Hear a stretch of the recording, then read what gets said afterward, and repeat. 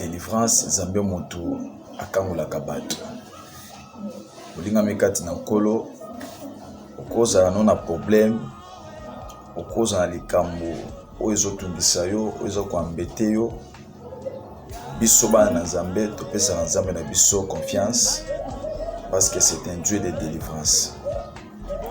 Badoto ezalaka vie ya mutu, otobengaka les songes, les rêves, ezalaka vie ya mutu. Mwana na Nzambe déjà lokola yo zali so okomi na ba niveau ya ozolala bandoto na yo ozokoka sokokanga yango te, ekomaka déjà quelque chose anormal, ekomaka déjà mabe. C'est que ezolakisa ke vie ya mutu ezali na contrôle ya blocage spirituel, parce que ndoto ezali fox, ndoto ezali langage ya Nzambe. Nzambe asolaka na biso bana na ye à travers ndoto. Ndoto ezali kolakisa lobi ya mutu, lobi ezali kodéterminer même destinée ya vie ya mutu, bisika mutu azokende, bisika mutu akosuka, ezalaka toujours na kati ya ndoto.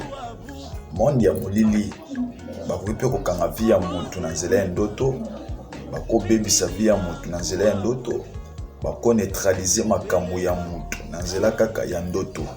Ndoto ezali nzela oyo ekoki kofungolela mutu vie, ekopesa mutu makambo nyonso, okoki mpe kobloke bato ebele bamona makambo banégligea makambo wana ya kikolata nzoto. Yango soki Nzambe akomiso na baniveau ozolota makambo, ozomona makambo konégligaka te, faut ozala mutu ya oloti ndoto telema na prière luka Nzambe, parce que ndoto nyonso ezalaka langage caché, ndoto ezali kosignifie makambo ebele. Toza na baka oyo omoni mutu so akozala azolala bandoto kaka mabe, baréalité kaka mabe, aolanda ngai kolota basonge moko un peu bizarre. Cela signifie aussi beaucoup de choses, parce que ebele ya bato baliaki ndoki na nzela bandoto, bazala condamné na nzela bandoto, bavi na bango mpe ebeba etekama na nzela ya bandoto.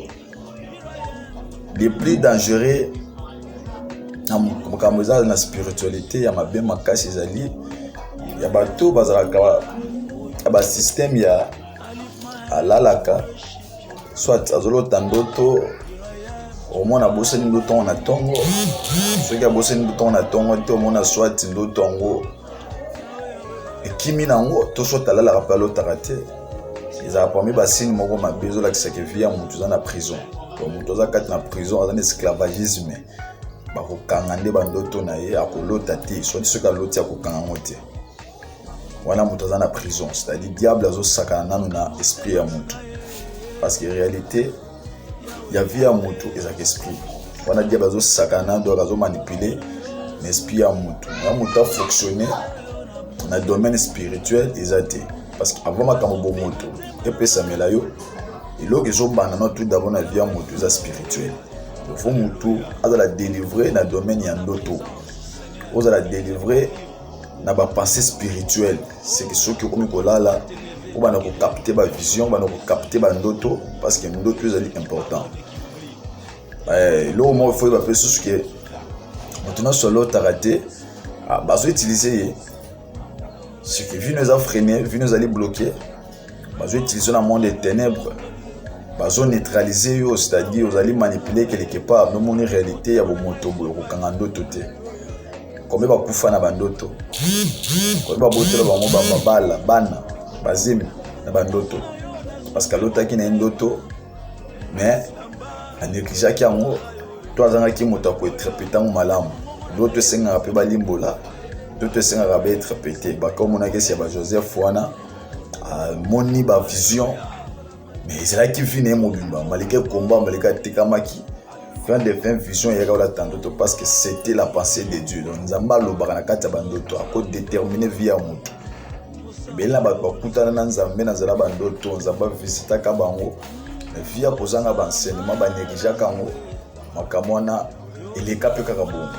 Ya moni foko pour apprendre kosambela mingi, singa vraiment Nzambe bandoto fozonga mutu folotaka mutu fomonaka, parce que c'est la vie ya biso bana na Nzambe yokaka Nzambe à travers wana.